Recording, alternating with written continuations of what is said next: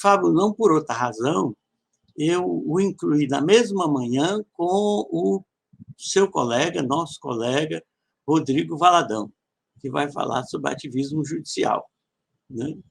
Então, eu tenho certeza que, ao passar a palavra ao Valadão, nosso colega da Procuradoria, já estou fazendo a apresentação dele, né?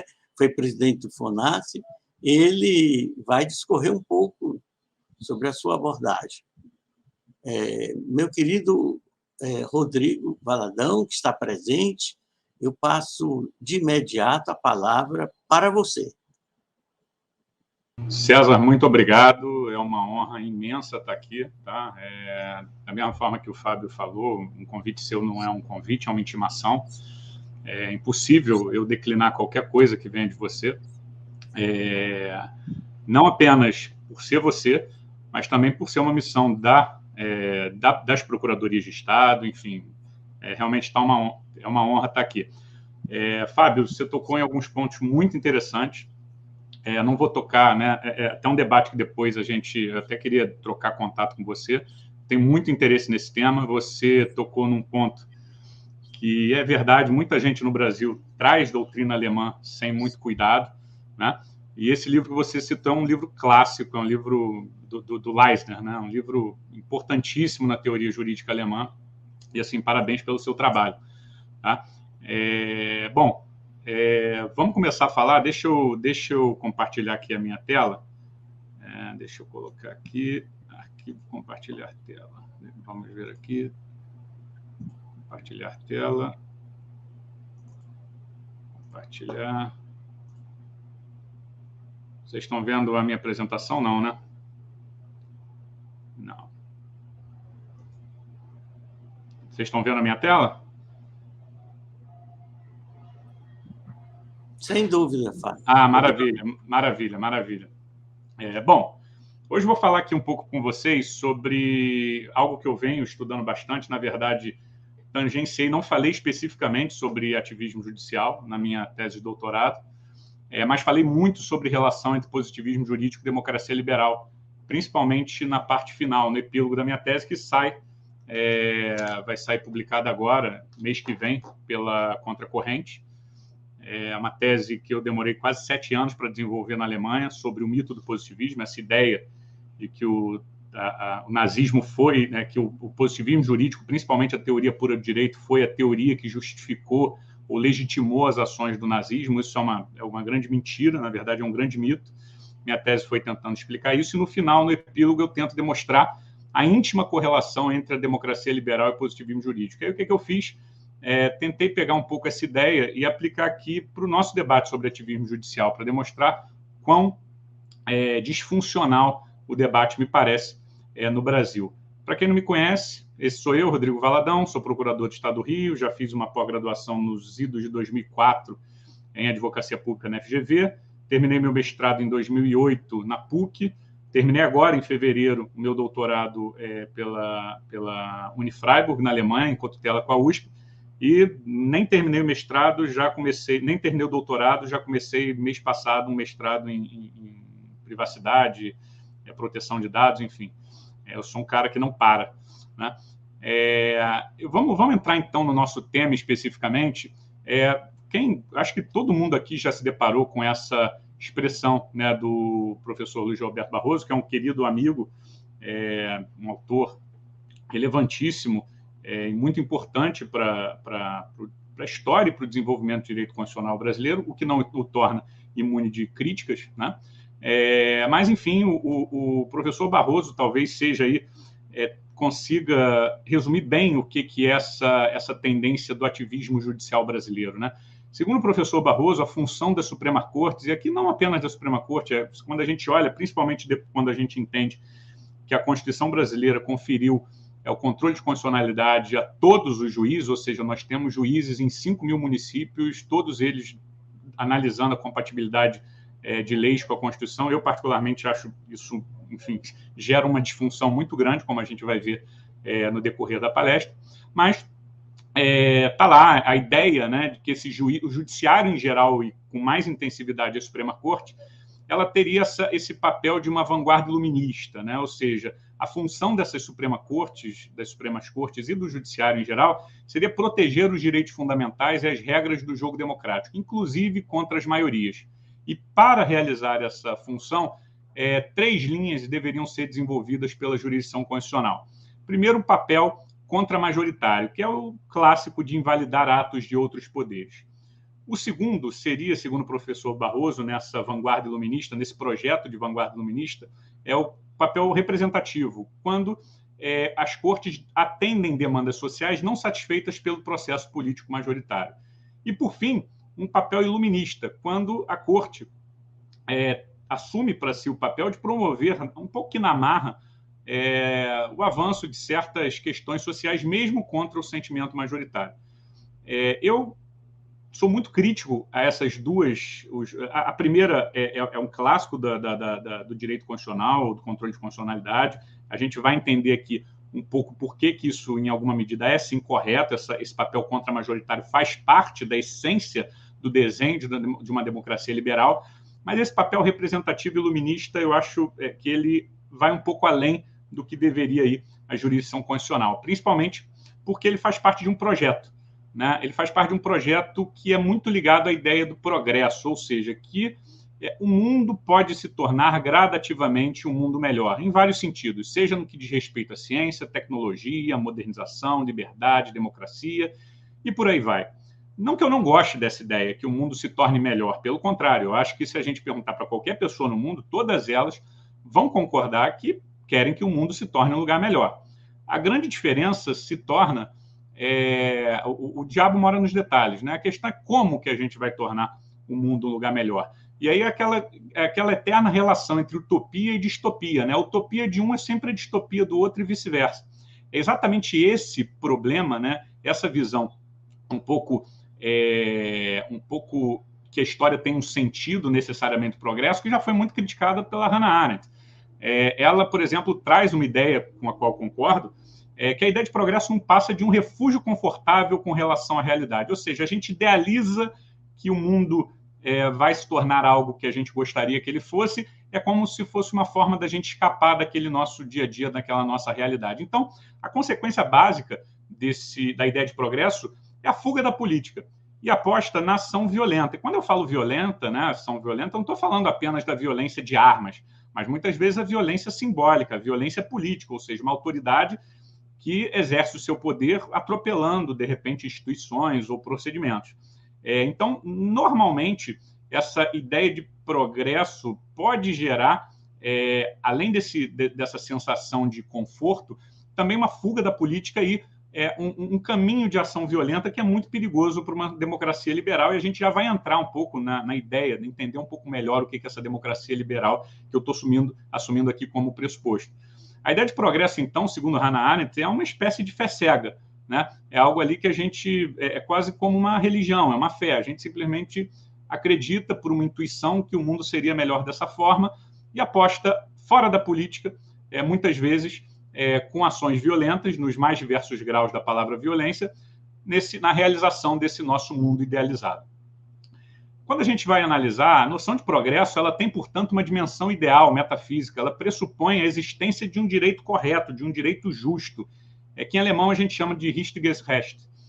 Pressupõe, essa ideia também de progresso, exatamente a superposição entre direito e justiça, ou seja, que direito e justiça é uma coisa só, que não existe um direito formal à parte de um direito material, de uma ideia de justiça. E, portanto, a ideia de progresso não passa de uma concepção material do direito, ou seja, não encara o direito como forma, e sim como um conteúdo. Só que nós temos o outro lado da moeda. Essa mudança, né, que alguns entendem como progresso, podem ser vistas como destruição da tradição em algum grau da moralidade. Eu não estou aqui querendo defender de que lado está certo. A minha visão é de um cientista.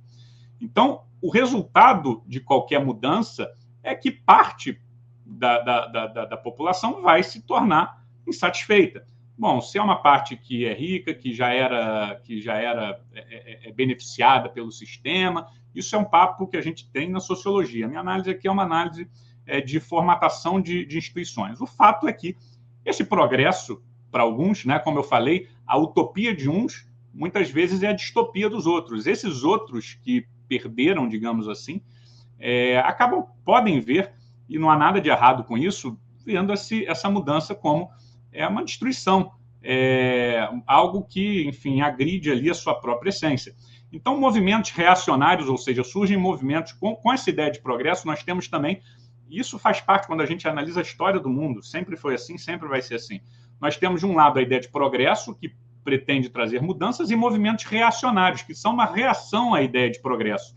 E, normalmente, esses movimentos reacionários também idealizam, da mesma forma que os progressistas, né, o progresso idealizam uma situação futura, esses movimentos reacionários, uma reação dessa mudança, trazem e defendem um retorno a um passado glorioso também idealizado, também que não necessariamente existiu da forma que aquelas pessoas estão defendendo. Então, o que a gente vê é o seguinte, tanto os movimentos progressistas quanto os movimentos conservadores, né, e aqui eu não estou usando reacionário num termo pejorativo, tá? Tem uma dimensão ideal e metafísica e pressupõe, esses dois lados da moeda pressupõem a existência de um direito correto. E ambas apresentam uma concepção de um direito material, ao largo do direito formal. E aí a gente vê o resultado desse progressismo, muitas vezes feito de forma a atropelar as instituições, que a gente começa a ver um esvaziamento do campo da política. Se um juiz, uma Suprema Corte, acha que ele pode, na marra, fazer a história andar para frente, o que começa a gerar um descontentamento da política, ou seja, as pessoas que foram afetadas por aquela decisão e não participaram minimamente daquele processo de construção de uma decisão, elas começam a desacreditar na política. E aí isso explica, mais ou menos, eu trouxe aqui o livro do Whitwell, que para mim é um dos melhores livros que eu li esse ano. Esse nacionalismo radical está intimamente ligado à percepção pela parcela de sociedade que essas mudanças foram simplesmente impostas de cima para baixo, ou seja, burocratas dizendo como a história deve seguir. E essas mudanças podem ser percebidas legitimamente como ilegítimas, gerando, algumas vezes, até reações violentas. O que eu estou querendo dizer aqui?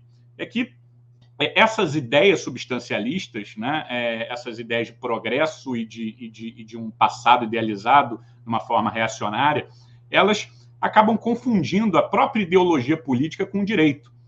Em contraposição, surgiu na história, e é isso que a gente vai começar a ver daqui a pouquinho, uma ideia principalmente ali no século XIX, século XX, uma ideia do formalismo jurídico, que defende basicamente que as esferas da política e do direito devem ser analisadas como coisas distintas. E que o conflito entre essas ideologias, que existe e sempre vai existir, deve ser resolvido no campo da política. Por isso, as disposições expressas em textos normativos, mesmo quando contrariam aquilo que nós gostamos que tivesse ali, devem ser cumpridas. Devem ir num sentido fraco, não significa, né, que eu tenha que observar toda a lei. Esse é um erro que se faz, uma imputação que se faz, por exemplo, ao positivismo jurídico errada. Nenhum positivista jurídico fala que toda a lei deve ser cumprida. O que se entende é que nessa construção onde pessoas têm ideias não necessariamente corretas ou erradas, mas, enfim, ideias distintas de como a sua vida deve ser regulada, essas ideias podem entrar em conflito, elas devem ser resolvidas no campo da política, devem ser negociadas, deve ser criada uma lei e, a partir disso, aquelas pessoas, por terem participado do processo, têm uma espécie de compromisso, ainda que no sentido fraco, de observar aquele direito. E aqui eu faço sempre essa pergunta honesta, né? É muito legal quando a gente fala em um juiz que empurra a história para frente, mas será que a gente estaria de acordo com um modelo de jurisdição no qual os juízes, especialmente os constitucionais, pudessem desenvolver o direito recorrendo às suas convicções políticas e ideológicas, ignorando até mesmo disposições expressas, quando a sua ideologia for diametralmente contrária às nossas convicções? É muito legal quando a gente fala em ativismo judicial, quando o juiz ou a Corte Constitucional atua da forma que a gente acha correto. Quando ela atua de uma forma que a gente não acha correto, não é muito bacana. Então, essa noção de progresso não traria uma mescla de romantização das instituições judiciais e uma legitimação ideológica de um segmento de uma elite pública não eleita? O que a gente começa a ver aqui é que esse discurso de uma vanguarda iluminista ou de um ativismo judicial, seja num sentido de progresso, ou seja, num sentido de reação, reacionário, ele vai enfraquecendo cada vez mais a política.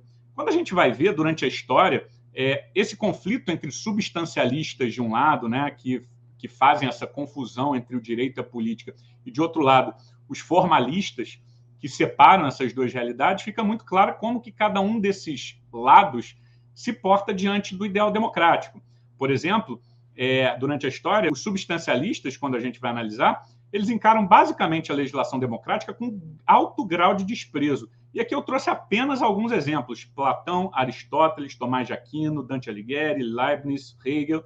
Todos eles defendiam uma concepção material do direito, ou seja, que o direito estava incitamente ligado a uma ideia de moralidade, de correção, de algo correto.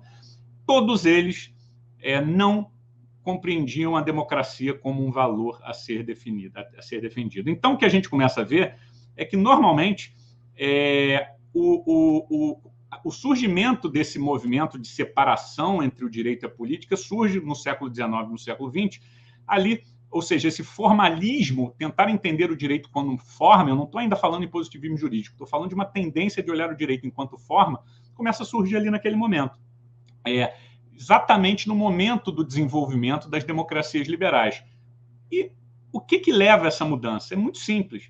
As democracias modernas surgem como consequência do deslocamento das questões ligadas à justiça, da filosofia moral, ou seja, uma filosofia que está preocupada em identificar o princípio de conduta universal e sintetizada naquela forma do homem-objeto, ou seja, o homem não pode ser nunca considerado um fim, um objeto, e ele é sempre um fim em si mesmo, para o campo da filosofia política, que reconhece em todos os seres humanos a capacidade intrínseca de autodeterminação, liberdade, e, como consequência, a inevitabilidade do dissenso moral. O que eu estou dizendo aqui? Até o século XIX, toda a ideia de direito era construída em cima da ideia da filosofia moral, ou seja, da ideia do correto, do justo, que esse justo, esse correto pode ser identificado ou pela fé ou pela razão, e, uma vez identificado, ele naturalmente é direito. Quando a gente desloca essa ideia da filosofia moral para a filosofia política, a gente tem um outro cenário. O que vai se reconhecer na filosofia política é o seguinte: cada homem é livre para encontrar a sua própria felicidade, ele tem a liberdade para se autodeterminar. Autonomia nada mais significa do que autonomos, a capacidade de criar as suas próprias regras. Então, a partir do século XIX, toda a estrutura do mundo ocidental, a base dele se transferiu da filosofia moral para a filosofia política. E é aqui que entra a ideia da democracia liberal, ou seja, a capacidade de todo indivíduo tem de determinar para ele o que é correto ou não. Então, a democracia liberal nada mais é do que um arranjo complexo de dois projetos aparentemente incompatíveis e de difícil compatibilização. Primeiro, a democracia defende a regra da submissão da vontade, a submissão da minoria à vontade da maioria, ou seja, é apenas um método onde a gente resolve conflitos no qual a minoria se curva à vontade da maioria. De outro lado, nós temos uma outra ideologia completamente distinta, que é a ideia do liberalismo, que ela reconhece direitos individuais que limitam a vontade da maioria. Então, basicamente, o que nós temos aqui é, de um lado, a democracia, que defende a submissão da minoria à maioria, e, de outro lado, o liberalismo, que defende o quê? Que esses indivíduos não devem se submeter à vontade dessa maioria. É exatamente esse arranjo complexo que a democracia liberal tenta fazer. Apesar de reconhecer, por exemplo, a regra da maioria, ela reconhece direitos fundamentais e realmente entrega ao Poder Judiciário o poder de declarar a inconstitucionalidade de normas criadas pela maioria que ofendam os direitos fundamentais dos indivíduos. Então, quando o professor Barroso, lá no início, fala que o Poder Judiciário tem um papel contra-majoritário, ele está certo. O problema é quando o Judiciário vai para além desse papel. E aqui eu trouxe alguns exemplos para vocês. Quando a gente fala em democracia, a gente tem que ter cuidado, porque democracia é um conceito aberto. Existem vários arranjos possíveis. Nós temos, por exemplo, modelos de democracia liberal consolidada, como o Canadá. Nós temos ali modelos, como na Polônia, que há democracia, só que não há liberalismo, não há respeito a direitos individuais. Ou seja, é um passo para o totalitarismo, né? Quando se fala, por exemplo, que na Alemanha de Hitler não havia democracia, havia em alguma medida. né? Ou na Venezuela, há democracia em alguma medida. É lógico que a gente vai questionar todos os problemas quando a gente, né, deixa eu refazer meu argumento. Quando a gente vai analisar, claro, votos livres, periódicos, para todos os sexos, independentemente de posses. Claro que a gente, nesse sentido de democracia, a gente não vai reconhecer nesses países como uma democracia, mas havia sim uma forma de manifestação da vontade, que é uma manifestação por aclamação, que não deixa de ser, pelo menos na tradição alemã, né, vista como uma ideia de democracia. Não é, claro, uma democracia liberal, ou seja, uma democracia que respeita direitos individuais, mas não deixa de ser a manifestação da vontade de uma maioria.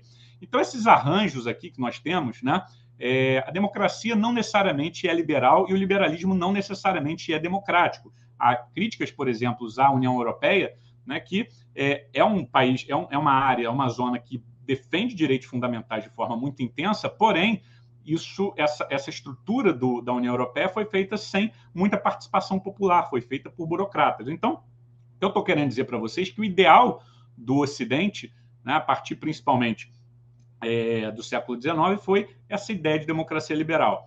E a democracia liberal ela pressupõe, como a gente viu ali, que é aquela ideia da filosofia política, né? A ideia da filosofia política aqui, principalmente de matiz kantiana, que todo indivíduo tem o direito de buscar a sua própria felicidade, o próprio significado da própria vida. Então, íncito a esse deslocamento, a democracia liberal traz um pouco essa ideia do pluralismo, ou seja, uma ordem constitucional moderna, uma democracia liberal, ela é necessariamente plural. Não encontra fundamento, portanto, essa ordem constitucional numa ordem inalterável de valores morais ou qualquer outra base metafísica. Toda essa ordem de valores sociais é constituída numa dimensão político-democrática. Essas democracias modernas, liberais, nada mais são, portanto, do que compromissos com um tipo determinado de processo político que, pressupõe a inexistência de uma classificação normativa universalmente aceita entre as diferentes formas de vida. 2, aceita o fato de que os membros da comunidade podem discordar essencialmente sobre qual visão é verdadeira e qual é a forma de vida correta. Reconhece também essa ordem democrática liberal a capacidade intrínseca de autodeterminação de cada indivíduo como um único valor universal. E, por fim, ainda assim, apesar de todos esses problemas, acredita que uma comunidade pode ser constituída por meio da compreensão recíproca dos indivíduos, seja diretamente, seja por meio de representantes eleitos. Quando a gente fala em democracia, a gente necessariamente está falando de conflito, principalmente quando a gente fala de democracia liberal. Na democracia liberal, principalmente, o conteúdo do direito positivo está completamente disponível para um processo de contínua negociação.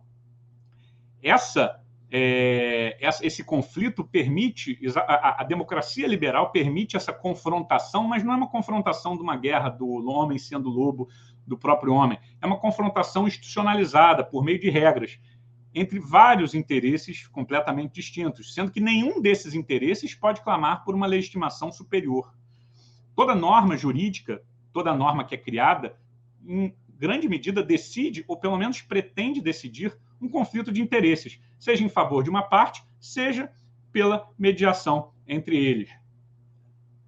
Quando a gente vai analisar, então, a ideia de democracia, principalmente a democracia liberal, a legitimação do Estado deixa de ser um elemento a priori e passa a ser o resultado de um procedimento, onde os indivíduos se reconhecem como livres e iguais, onde cada um reconhece que cada indivíduo, o outro, pode regular a sua própria vida, ter a sua própria autonomia. Ao processo político, então, compete administrar essa ideia de bem comum, de interesse público, que o nosso amigo aqui falou agora há pouco, falou muito bem, determinando no que diz respeito aos aspectos da vida coletiva qual posição deve prevalecer e deve ser aplicada em nome da comunidade, deixando sempre o indivíduo livre para buscar a própria felicidade. Então, o que a gente vê aqui, quando a gente pensa nessa ideia de contrato social, é lógico que ninguém foi lá e assinou um pedaço de papel, mas a ideia de um contrato social ela é funcional. Da mesma forma que várias categorias, o zero, por exemplo, na matemática, enfim, o zero é uma abstração, é algo que torna possível o conhecimento. Da mesma forma, a ideia de contrato social, embora ninguém nunca tenha assinado um pedaço de papel, ela é um pressuposto para a gente construir toda essa nossa ideia de democracia liberal e de vida em sociedade. Quando determinada posição política passa a ser objetivamente, diga-se, ao final desse processo político de negociação, identificada como direito dessa comunidade, o compromisso firmado previamente pelo contrato social exige, num sentido pelo menos fraco, que os funcionários públicos e os cidadãos obedeçam essas regras e apliquem essas regras, ainda quando elas forem de encontro aos seus interesses particulares, ainda que esse indivíduo considere aquela norma injusta ou moralmente incorreta. No modelo kantiano, né, que é essa transição da filosofia moral para a filosofia política como forma de constituição do Estado, o ganho em segurança jurídica justifica a fidelidade ao direito positivo. O Estado de Direito, então, nada mais seria do que a síntese conceitual desse pacto complexo, e as constituições de todas as democracias liberais modernas são verdadeiros testemunhos desse espírito. E aí, essa é a relação entre a democracia liberal e o formalismo jurídico, como uma forma de positivismo jurídico. Da mesma forma que sujeitos livres e iguais que compõem a comunidade precisam da garantia de um processo que assegure a objetividade na tomada de decisão, eles também precisam de uma teoria que descreva objetivamente o resultado desse processo. Claro, nós criamos toda uma estrutura de um Estado que consegue ali, que procedimentaliza a tomada de decisões, que garante, em várias medidas, com todos os problemas que nós temos, a participação do indivíduo na formação desse interesse geral. Tá? Se a gente simplesmente tivesse toda essa estrutura e deixasse na mão dos operadores do direito toda essa ideia de um direito ligado a valores, a ideia de um direito justo, tudo que a gente ganhou estaria sendo perdido no momento da aplicação do direito, ou seja, tudo que saiu pela porta volta pela janela. Então, o surgimento dessas abordagens teóricas formais nada mais é do que um processo natural de consolidação da democracia liberal. Essa ideia de analisar o direito enquanto forma e deixar o conteúdo para ser decidido pelas instâncias políticas apropriadas, nada mais é do que a consequência do desenvolvimento da democracia liberal. Então surge, nesse momento, né, como um instrumento de realização da democracia liberal, essa ideia formalista começa a dar origem ao positivismo jurídico, que existem várias correntes, vários autores diferentes, enfim. Estou usando aqui positivismo jurídico apenas num sentido lato, tá? Um sentido onde a gente diferencia, né? O direito é definido não pelo seu mérito, pela sua virtude, sim pelo um critério de autoridade, ou seja, existe alguém em determinado lugar no tempo e no espaço que tem poder para criar o direito. Na verdade, o positivismo jurídico surge, então, como uma tentativa de tornar esse direito produzido pela democracia liberal, ao mesmo tempo, autônomo, ou seja, no sentido de ser relativamente independente dos valores morais ou políticos das autoridades estatais e, na medida do possível, dedutivo. Não aqui no sentido dedutivo de que a norma já contém todas as soluções. Nenhum positivista nunca falou isso na história. Kelsen foi talvez um dos primeiros a criticar essa ideia da subsunção pura.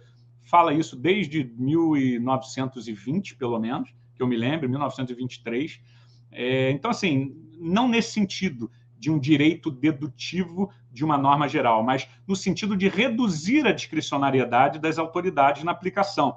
Ou seja, a possibilidade de controlar o exercício do poder político e garantir, assim, a liberdade dos indivíduos. Então, dedutivo no sentido de diminuir um pouco o arbítrio daquele que exerce o poder político. Então, o positivismo jurídico, como um desenvolvimento dessa necessidade de formalização de uma democracia liberal, surge como essa tentativa de tornar o direito autônomo e também, em alguma medida, dedutivo. Quando a gente começa a analisar o positivismo jurídico e a democracia liberal, a gente começa a ver que todos eles, né, tanto os positivistas quanto os democratas liberais, eles tendem a ser mais sensíveis e tolerantes quanto às relações relativas ao desacordo moral. A predisposição de positivistas e democratas para questionar todos os valores supostamente tidos como absolutos indica que o único modo que nós temos de resolver essas divergências morais ou de qualquer outra natureza devem ser resolvidas por meio de procedimentos objetivos, previamente definidos e objetivamente válidos, seja a deliberação política, no caso da democracia liberal, seja o conhecimento científico, no caso do positivismo jurídico. Não é de se espantar, portanto, que as abordagens formalistas do fenômeno jurídico tenham se desenvolvido em grande medida nos mesmos círculos teóricos da democracia liberal. Positivistas representativos e clássicos como Kelsen, Ross, Hart e Bobbio eram democratas convictos. Democracia liberal e positivismo jurídico, na verdade, se originam diante e como resultado das mesmas circunstâncias históricas, sociológicas e políticas. E aqui a gente volta ao tema lá do início do ativismo judicial. Agora que eu consegui explicar para vocês o que é a democracia liberal, o que é o positivismo jurídico, de uma forma muito en passant, e consegui demonstrar como que os dois se conectam de uma forma, eu diria, ontológica, né? Umbilical, a gente vê, vamos falar aqui um pouco de ativismo judicial, como que o ativismo judicial está sendo utilizado de uma forma contrária às instituições, à própria democracia liberal. A gente observa nos últimos 20 anos uma tendência expansiva do poder judiciário. É uma judicatura baseada em princípios abstratos, com alta carga moral, e que, com muita frequência, simplesmente ignoram normas jurídicas válidas, não declaram inconstitucionalidade de nada, simplesmente falam que determinada norma é injusta, ou, enfim, existe a ordem objetiva de valores. Essas autoridades competentes simplesmente ignoram normas jurídicas válidas. E o que é pior, a doutrina legitima essa atuação. Né? Toda essa ideia, por exemplo, de um direito civil constitucional está num caminho legitimando o que eu entendo de uma usurpação de poder, e o grande problema está aqui. Gera uma disfuncionalidade no sistema da democracia liberal que gera falta de previsibilidade, segurança jurídica, falta de credibilidade, falta de identificação. A democracia liberal, as instituições começam a ser atacadas, é o que a gente vê aí no mundo inteiro. Né? Então, a consequência mais imediata para nós, operadores do direito, é a ausência de dogmática jurídica e jurisprudência. Quem advoga aqui sabe que jurisprudência a gente acha para tudo e para qualquer coisa. Né? Muitas vezes, os contatos, as relações pessoais com o Poder Judiciário são muito mais importantes do que, realmente, uma doutrina, né? Uma dogmática bem estabelecida, uma jurisprudência bem pacificada. O que a gente tem que analisar aqui, na verdade, eu defendo algo que é o caminho inverso. Durante 20 anos, a gente teve aí nessa ideia de ativismo judicial, direito civil constitucional. O direito civil deve ser interpretado à luz da Constituição. Não estou dizendo que não deve, tá? Vocês já vão entender aqui onde eu estou querendo chegar, mas a ideia de que toda hora o judiciário é chamado para resolver conflitos, mas conflitos de natureza política, que deveriam ser resolvidos pelo parlamento. O que eu defendo, na verdade, é um retorno à origem. Ou seja, lembra no início da minha apresentação, quando eu falei que o professor Barroso fala da função contra-majoritária, mas indica também uma função iluminista, esqueci a outra agora, mas essa ideia de que o judiciário tem esse papel de se envolver na política, o que eu defendo é justamente o contrário. Né? O que eu defendo aqui é uma dogmática jurídica positivista. O que significa essa dogmática jurídica positivista? Aquilo que a Constituição estabeleceu está para além do discurso político. Pronto, isso não tem jogo. Do outro lado, aquilo que ela deixou de estabelecer está legitimamente entregue ao jogo democrático. E aqui eu vou trazer um exemplo onde o STF agiu muito bem. Né? Por exemplo, no caso do homeschooling. Não existe nenhuma norma na Constituição brasileira que proíba o homeschooling. Mas, de outro lado, a norma que fala que é dever do Estado regular a educação. Bom, o que o Supremo Tribunal Federal fez? Falou, olha, o homeschooling não é inconstitucional, mas isso tem que ser decidido pelo parlamento. É assim que a vida deve ser. Né? É assim que, ordinariamente, os tribunais devem atuar. Por quê? Porque aquilo não está na Constituição. Se não está na Constituição, é do jogo político. Qualquer constitucionalização substantiva restringe as possibilidades de tomada de decisão da esfera pública. Vamos supor que o Supremo decidisse que o homeschooling é constitucional ou é inconstitucional. Qual era a consequência disso?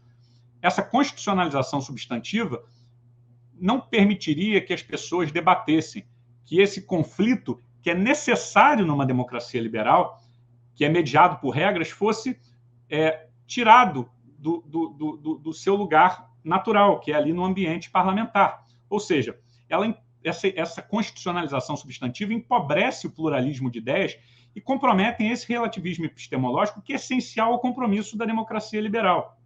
A constituição de determinadas interpretações sobre normas infraconstitucionais, portanto, ao meu ver, devem ser sempre evitadas. É nesse sentido que eu sou contra, por exemplo, a um direito civil constitucional. De outro lado, e aqui está o outro lado da moeda, o controle sobre as normas constitucionais procedimentais, que definem competências e outras garantias formais, deve ser, por outro lado, intensificado. Por quê? Porque o funcionamento regular do processo democrático depende justamente do funcionamento regular desse tipo de normas. São as normas de procedimento, as normas sobre forma, são essas normas que definem as regras do jogo.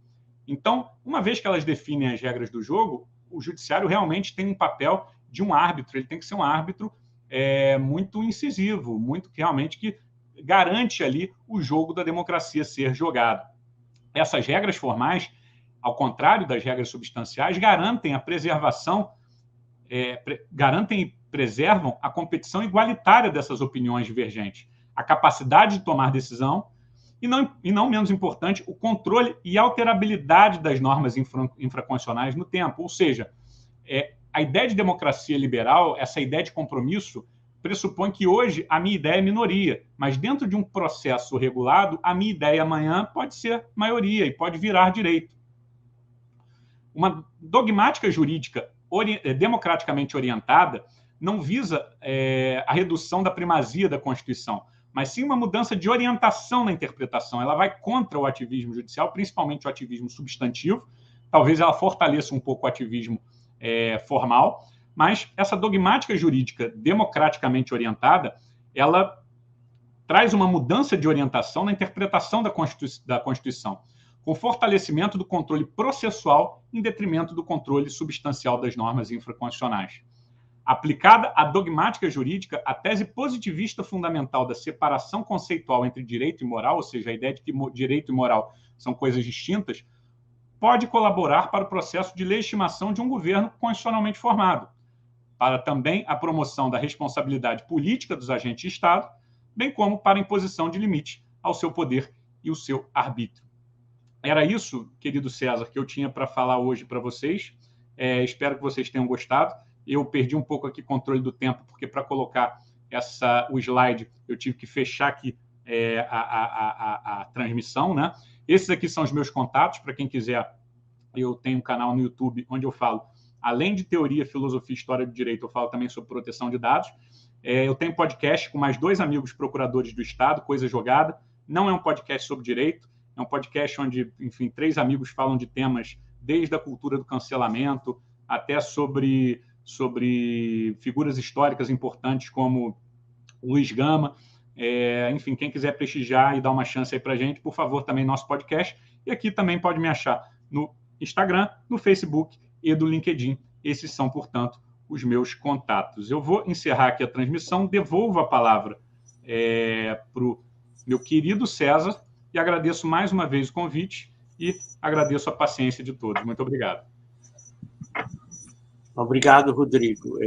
Parabéns a você e ao Fábio pelas belíssimas exposições, ambas ministradas por 2 procuradores do Estado, do Ceará e do Rio de Janeiro. Eu estou seguro, Rodrigo, que as 2 exposições lograram mostrar, pela sua densidade, pela sua excelência, pela capacidade que nos ensejaram de repensar, de refletir, o quanto tem sido importante esse fórum como espaço de debate, como cenário de discussões, desde o seu início, há 28 anos.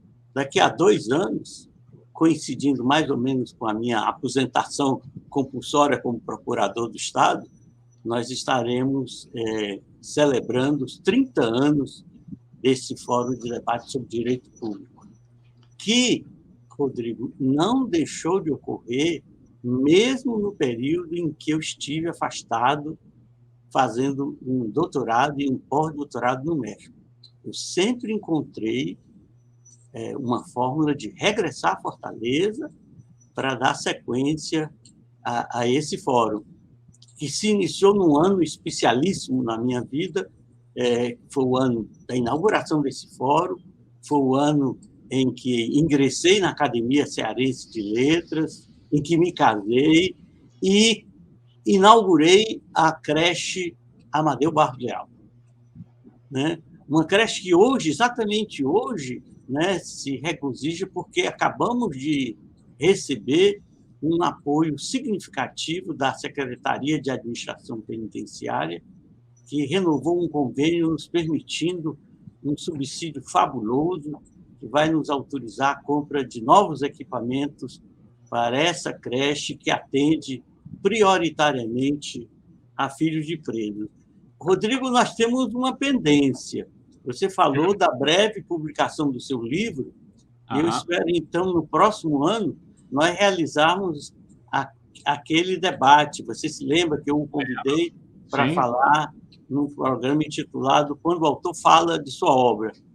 Então, no próximo ano... Fica aqui meu compromisso. Assim que sair, eu te procuro, vai ser o meu primeiro compromisso. Pronto. E vai ser o primeiro momento da renovação desse projeto que se iniciou no ano passado.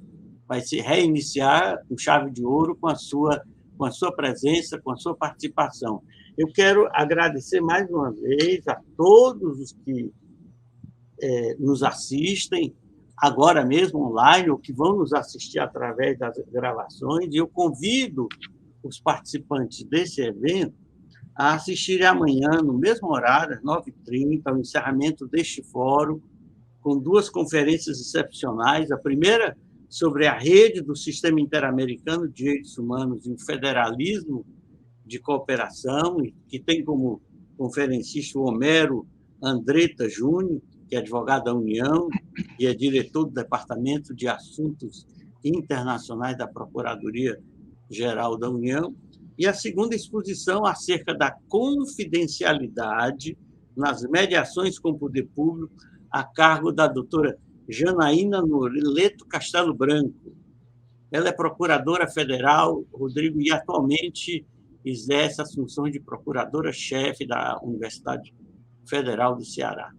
Como você e quase todos os demais integrantes deste fórum, ela também é doutora em Direito. Obrigado, Rodrigo. Obrigado, Fábio. Fábio ainda está presente, pela participação de vocês. Um grande abraço e até amanhã, se Deus nos permitir. Até logo.